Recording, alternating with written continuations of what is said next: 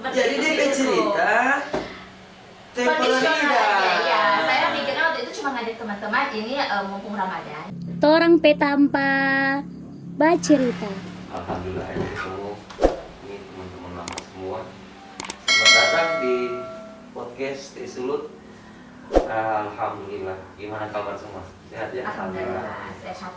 Baik, untuk malam ini saya kedatangan dua tamu yang juga teman lama. Saya mau perkenalkan dulu dari yang paling cantik yang hadir malam hari ini, ya, Ustazah Suryanti Wagimin. Ya. Beliau ini adalah pegiat sosial dan juga praktisi pendidikan. Ya. Ini apa kabar saja? Assalamualaikum. Waalaikumsalam warahmatullahi wabarakatuh. Alhamdulillah Ustaz, seperti yang nampak sehat. Iya, masih dengan aktivitas ya seperti biasanya. Alhamdulillah. Iya. Baik, saya berpindah dulu ke kalau ini narasumber ganteng saingan saya nih. Orang Pak dosen muda beliau dan juga aktivis ya. Nanti kayaknya beliau juga yang perkenalkan diri supaya enak ya. Saya panggilnya si Bung karena biasanya aktivis begitu ya. Dia baku panggil Bung ya.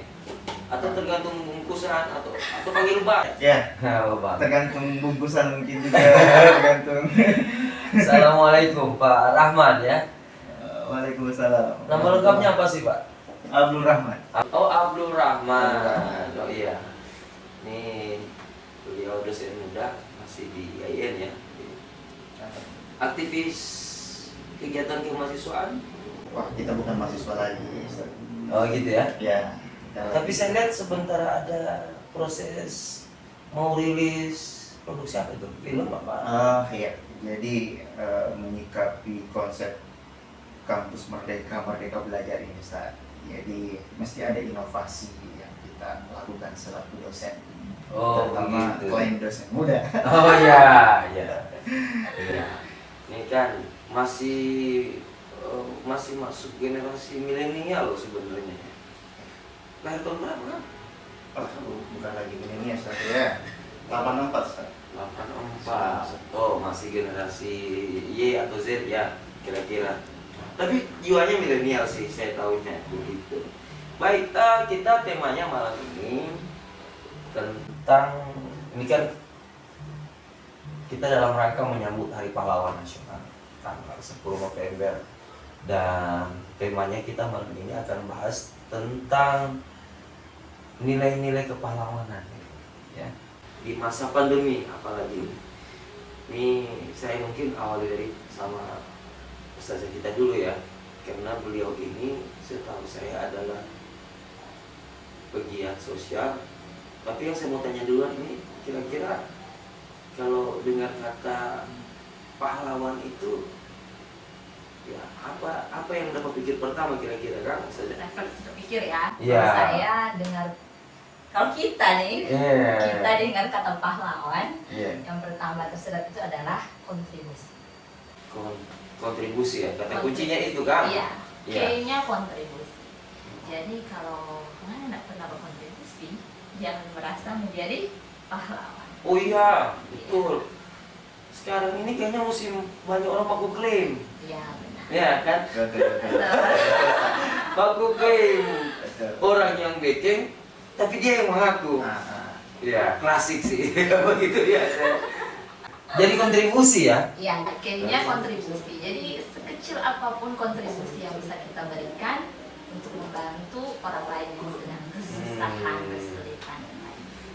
Oh, begitu ya. Kalau saya. Ya sih. Saya kan tanyanya memang iya.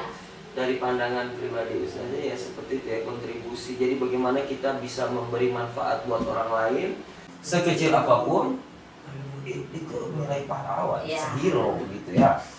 Ya karena kan soalnya begini, kita juga mau membelajarkan generasi muda yang sekarang. Karena nontonnya kan Avengers begitu. Yang hero-nya itu kan harus melakukan sesuatu yang wah, ya kan? memang penyelamat dunia gitu ya, bahkan sampai harus mengorbankan nyawa dan sebagainya. Ya sih, karena kalau secara historis ya begitu ya. Cuman sekarang kan tidak sebegitu-begitunya lagi ya. Kalau kira-kira dari kalau tadi kan saya sudah sampaikan kata kuncinya sih pada kontribusi. Kong kalau misalnya Kita samakan iya saja. Samakan begitu saja ya. persepsinya, biar tidak kemana-mana. Begitu ya. Iya. Sisa nanti kita bagaimana melihat dari sudut pandang apa. Iya, ya. Kalau saya sih, kalau kita yang pikir itu pertama kali dengar kata pahlawan itu yang pertama kepikiran pengorbanan. Ya, kalau saya tadi bilang kontribusi, bisa memberi diri, sumbangsi ya. Apa ya kalau istilah orang di mana ada bilang memberi diri. Nah, Ya, itu ya, memberi istilah diri. di sini ya, memberi diri. Jadi ya saya pikir hampir sama jadi arti kan pengorbanan, mengorbankan waktu, mengorbankan tenaga, mengorbankan pikiran. Ya, tentu saja mengorbankan uang juga pasti ya. Iya. Kan karena kita ini mau meneladani ini semangat kepahlawanan ini biar dia real, karena kebanyakan sih wacana. Makanya saya mengundang sahabat-sahabat saya ini karena mereka ini sudah sedikit banyak udah realnya ya. Saya mau tanya dulu ke Ustazah aja ya. Karena beliau ini saya mau sampaikan ngurusi satu itu yayasan atau apa? Komunitas mungkin. Komunitas aja. Ya, komunitas yang saya sebut aja namanya apa? Kasih Jana ya betul. Tapi Kasih Jana ini nanti diceritain. Kita mau dengar ceritanya nih biar jadi inspirasi buat semua yang ada badengar buat orang pe. Iya. Ya, kebetulan walaupun sebenarnya nggak ada yang kebetulan ya, semuanya direncanakan sama Allah. Kasih Jana ini lahir ketika COVID melanda dunia, khususnya Manado. Sudah sampai di Manado. Iya. Ketika saya melihat banyak orang dirumahkan. Betul. Orang-orang yang saya kenal dulu hidup berkecukupan, sekarang kesulitan. Jadi Semua. kepikiran saya yang dulu saja berkecukupan, sekarang kesulitan. Apalagi yang dulu saya kenal kesulitan, bagaimana kondisi mereka saat COVID. Oh iya, tentu lebih susah kan? Tentu lebih susah. Iya. Jadi ketika itu sih refresh aja, mungkin Allah ya ngirimkan ide gimana caranya kita bisa bantu mereka. Ya. Tapi berhubung kita ini bukan sultan seperti Raffi Ahmad, kalau cuma sendiri, kalau kita cuma sendiri, Ustaz, Ini nggak bisa otomatis di bantu. endorse ini Rasa. Nggak apa-apa kan ya, itu nilai positif. Atau nilai mungkin positif. terinspirasi dari Mbak Imwong, giveaway-nya gitu ya. Enggak. Jauh sebelum ada itu. Bisa di saya- sini. Aku gimana saja? Karena saya menyadari bahwa kalau saya berdiri sendiri, saya bisa berkontribusi, tapi tidak bisa sebesar ketika saya mengumpulkan orang lain. Iya, tentu begitu. Soalnya kita perhatikan sebenarnya banyak orang mau suka bakasih, cuma minta mau kemana? Iya, bingung caranya. Yang kedua juga orangnya tidak ada waktu kalau mau. Tapi panti asuhan berarti orang mesti diantar sendiri. Tapi kalau yang mau dikasih, toh, entah itu materi atau apa, ada. Toh, cuma orang yang mau, teknisnya. ya. Oh ya, jadi itu yang Ustaz ada baking kan. Jadi yang pertama itu ketika Ramadan dan COVID pertama itu, alhamdulillah seingat saya ketika Ramadan COVID 2 tahun lalu itu, Kasih Jana bisa mengumpulkan sekitar 37 juta. Wow. Itu hanya 30 Bulan Ramadan. Selama bulan Ramadan. Masya Itu hanya orang-orang yang saya kenal. Oh, itu yang masih- pertama. masih ring, ya, ring ya. satu ya, ring Iya, satu. iya. Jadi saya realnya saya melis teman-teman yang saya kenal yang berpenghasilan tetap dan tidak Ya. terganggu karena COVID dan pastinya mereka dermawan. Oh. Bahasanya simpel saja, hei kita kok bagaimana kalau orang membantu dan ini COVID. Jadi memang Kasih Jana ini Ustazah P. Foundernya saya, iya, foundernya Wow. saya. Saya pikir Ustazah ini ada satu komunitas, kemudian ya Ustazah ini cuma bantuin begitu. Ini Memang? pure dari saya pribadi. Wow. Yang pertama, Luar biasa. ngajakin ring satu teman-teman Iya, dekat. iya, iya. Alhamdulillah semua responnya positif waktu Mm-hmm. itu. Cuma begitu benar. banyak orang suka menyumbang, mereka dermawan, tapi karena mereka ini keterbatasan waktu, Betul. teknisnya itu nggak bisa, nggak dapat. Nah, saya memberi diri untuk itu. Saya dan suami dan orang-orang terdekat kita ini Itu memberi yang diri dibutuhkan untuk itu, sebenarnya ya. memang Kang. Tapi Ustaz, ada satu yang saya pikir, Apa yang itu? dititipin ini kan pasti rupiah, nominal uang. Betul. Uang ini fitnah. Saya nggak mau, niat saya baik, tapi itu hanya jadi senjata makan tuan saya di kemudian hari. Maksudnya apa tuh? Uang ini Ustaz, uang. Iya, Ya, saya jadi senjata makan tuan, uang sama senjata makan tuan. Lebih hubungan apa? begini Ustaz. Nah, Uang ini jadi senjatanya kan. Iya, betul. Saya membantu dengan uang. iya. Saya mengumpulkan orang lain, ini uang mereka yang saya Iya, kumpulkan. mereka nyumbang duit lah. Tapi kalau saya tidak mengelola dengan baik dan tidak terakreditasi amanahnya sama mereka si penyumbang, Iya. maka itu akan menjadi senjata yang membunuh saya di kemudian hari. Wah, Nah, iya, you iya. understand? Ini Mulai ya. dapat ya. Ya. Akhirnya saya karena sudah banyak orang, awalnya itu cuma 20-an orang Ustaz. Saya inisiatif teman-teman kita bikin grup WA ya. Semua transferan ke situ, dokumentasi dan pertanggungjawaban di situ. Yang mau ikut distribusi ayo, tapi semuanya di situ pertanggungjawabannya Ustaz. Iya, Semua saya- struk ke situ. Sebentar, kita dapat email. Kita baru dapat email. Iya. Jadi sempat memang Ustazah ini kan sering posting. Saya termasuk yang sempat komplain juga. Maksudnya tapi dalam hati ya, saya nggak sampai hati menyampaikan. Ini kan kebaikan sebenarnya. Jadi itu orang-orang yang dikasih sumbangan kan yang kita tahu ya, walaupun orang ini bakase, tapi kan ini boleh dah mau kasih rendahkan itu orangnya orang mau kasih. Iya. Ya kan itu baru bilang ikhlas kan begitu. Iya, bukan berarti orang bakasi kemudian merendahkan. Iya. Nah, jadi kan mungkin karena cuma masalah teknis tuh. Awal-awal ini orang-orang pemuka tak posting. Iya kan? Kemudian ada juga yang bilang misalnya Surya katanya. Padahal ini Ria ini saya tahu saya pindah di Bit. Tetangga saya. Oh, dah tetangga. Surya dah. Biasa. Tapi kan kalau menurut kita ya, itu kan dari niat bagaimana? Dari niatnya enggak? Iya kan? Ini yang penting apa ya?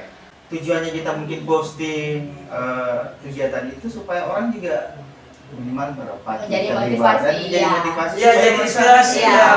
Orang Orang juga lain. bisa dan ada loh, ada dong yang DP wadah begitu Iya, kan? benar Tapi sekali. kan memang sekarang kan sosial media apa-apa pasti dikomentari, apa-apa pasti Netizen, beda. netizen. Netizen ini nggak bisa Ya, di- maha benar netizen Iya. dengan segala komentarnya. Ya, kena itu. Wah, jadi wow. Terus ini selama di masa pandemi ini kira-kira aku saja boleh berapa kali saya Berapa kali? Iya, tidak terhitung. Kalau dulu yang pertama waktu Ramadan itu yang saya sebutkan nominalnya tadi itu kita Iya. fokus ke memang sembako Ustaz. Oh, bantuan Sembako. dalam bentuk sembako. Dalam bentuk sembako. Itu kan yang Covid awal-awal Ustaz. Yang Oh waktu iya, itu- yang memang semi lockdown tuh orang. Iya, benar. PPKM level 4, Iya Ustaz. PPKM level mythical glory. Pasca itu, Iya. saya mau bubarkan grup. Waktu itu, karena saya nggak kepikiran ini untuk to be continue dan istiqomah. Seperti Jadi itu dia itu. cerita temporary Kondisional dah. aja, ya. Saya mikirnya waktu itu cuma ngajak teman-teman ini mumpung Ramadan. Ya. Iya, orang kan Covid. di Ramadan semangat Iya. jumbang kan lagi tinggi. Mumpung Iya. Covid, dan kita di rumah aja nih kerjanya online, mau ngapain gitu. Tapi setelah saya menyuarakan itu di grup, mereka bilang ya nanti jangan dong, kasihan gini. Oh, Masa ini mereka dorang yang mau dan dorang yang semua yang di grup itu suka. tidak ada yang menyetujui kalau diakhiri. Terus saya bilang begini, it's okay kalau untuk teknis berkelanjutannya saya tidak keberatan. Oh iya. Kita malah senang begitu, tapi saya mohon mereka juga ini istiqomah sebagai donatur tetap bulanan. Oh iya, komitmen. Ya, Dok, komitmen. kalau ini mau lanjut, Iya, berarti harus mesti komit. Karena donatur begini, bulanan. ya, karena begini Ustaz, kasih jana ini kita sendiri. Saya nggak mengharap, kita nggak berharap pemasukan dari manapun selain dari grup itu. Oh iya. Ya, jadi kalaupun kita posting di FB, itu orang-orang yang tidak kita kenal dan mereka tiba-tiba inbox.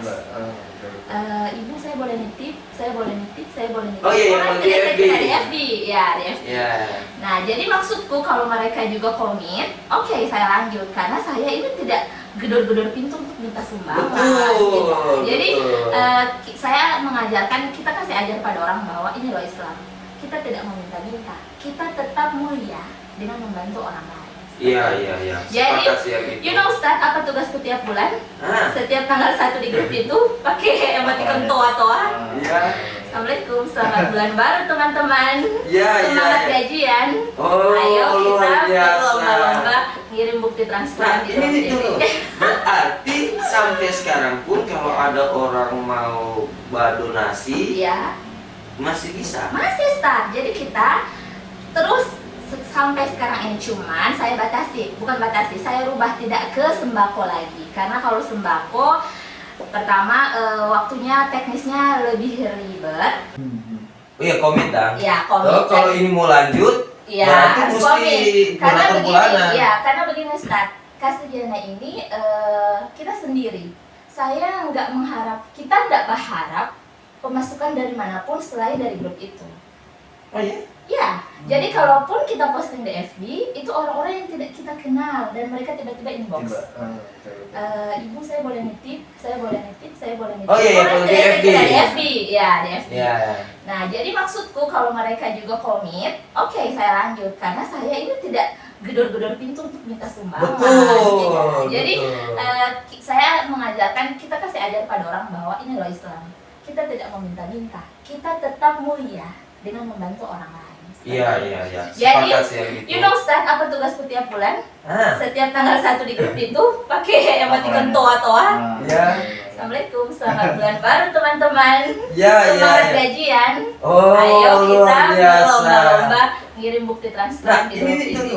Berarti sampai sekarang pun kalau ada orang mau donasi Iya, masih bisa. masih start. Jadi kita terus sampai sekarang ini cuman saya saya rubah tidak ke sembako lagi karena kalau sembako pertama waktunya teknisnya lebih ribet. Oh, Jadi iya. ada programnya start, ada programnya. Tetap yang kita prioritaskan itu adalah kaum duafa Ya, yang betul. mereka nggak cuma duafa aja, tapi mereka ini punya amalan plus. Gitu loh Ustaz. Saya membedakan orang, kita kasih makan orang yang lapar, Betul. tapi dia tidak puasa. Oh, Dan iya. saya kasih makan orang yang lapar karena dia ibadah puasa dan dia juga duafa.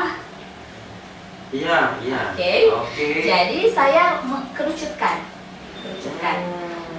kita setiap Senin Kamis memberikan makan ke panti asuhan. Yang panti asuhan itu memang mereka Puasa Senin Kamis. Oh iya. Jadi ini kan Iya. ini yang sudah Si. paten ya, ini yang sudah paten tiap bulan itu yang di panti asuhan buka puasa. Terus ada rumah tahfiz duafa, kita beri sarapan setiap hari. Setiap hari kita beri sarapan dan kalau Senin Kamis sarapannya itu kita pindah ke menu buka puasa. Itu continue ya, dua ini. Wow. Selebihnya kita mensupport guru ngaji.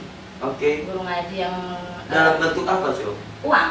Kalau guru ngaji kita dalam bentuk uang. Oh iya. Uang. Langsung ya Saya semacam insentif begitu ya? Iya, tapi Ah. itu ganti-gantian, Ustaz, ganti-gantian. Dan tidak semua guru ngaji, kita melihat guru ngaji kan ada guru ngaji yang punya pekerjaan lain. Iya, punya Iya, pekerjaan sampingan iya, seperti sebagainya. itu.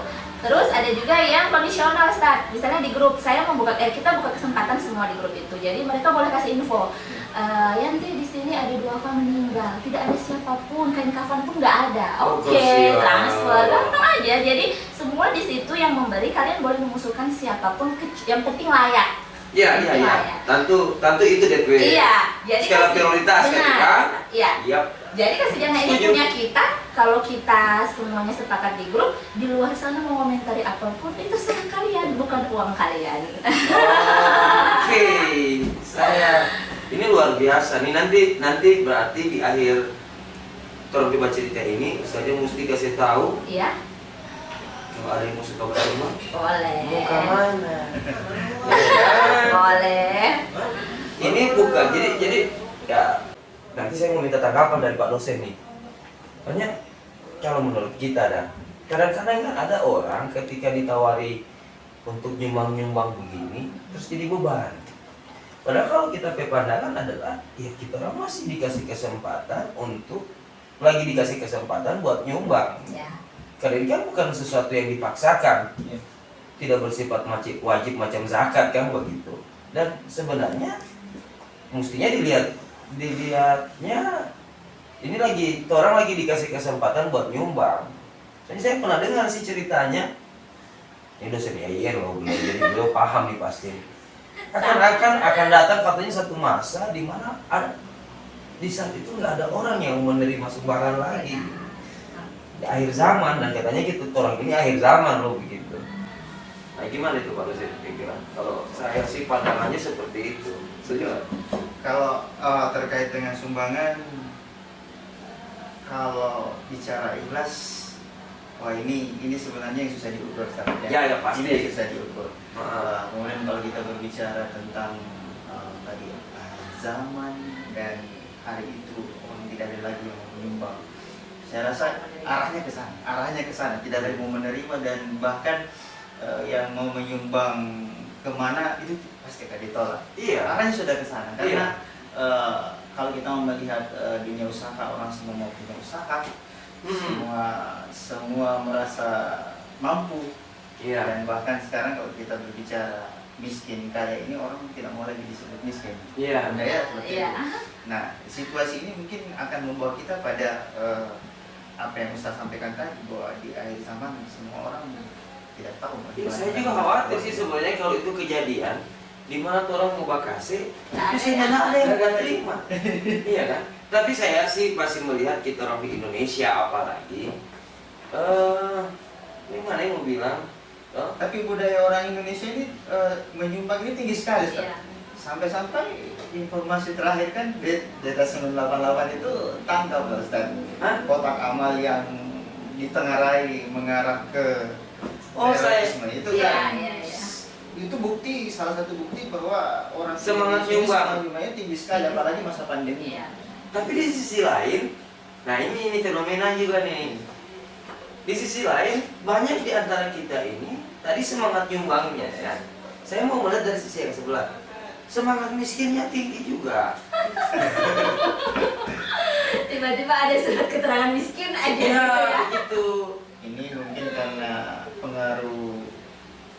Ini saya pernah ya baca satu artikel di Amerika ya. Kalau di sana kan ada social security number, orang dihitung pada saat itu, dilihat datanya berdasarkan. Kalau kita kan nomor kependudukan. Iya. Kalau di sana social security number. Nah, mereka itu negara sudah menjamin setiap pagi, dan mereka ini sangat malu untuk mengambil hak mereka sekalipun malu. Mereka berusaha bekerja untuk supaya tidak ngambil itu. Jangan bilang mengemis, untuk ngambil hak mereka saja, ya mereka malu. Nah ini kita kan kebalik, orang terbalik orang. Nah saya tahu ini beliau ini kenapa saya juga bilang aktivis, kebetulan ya walaupun pasti beliau juga keberatan ini kalau saya sebut. Beliau ini juga punya semacam komunitas. Pasti beliau sendiri bukan sendal-sendal musola masjid. Nah itu. Jadi saya mengasuh sampai sekarang komunitas namanya KPJ, kelompok penyanyi jalanan. Yang kalau direlasikan dengan apa yang dibahas tadi, mereka ini komunitas secara tanda kutip ya, di masyarakat dipandang sebelah mata. Pasti komunitas yang mengamen di jalanan, mungkin biasa kita temukan di Makassar. Kalau kita Makassar, ini masih minim sekali. Kalau Manado belum terlalu dapat dan iya. Ada sih, mulai ada. Mulai ada. Dan image pengamen ini bagi masyarakat kelas atas, dia adalah kelas bawah yang di bayangan kita juga dia selalu mengganggu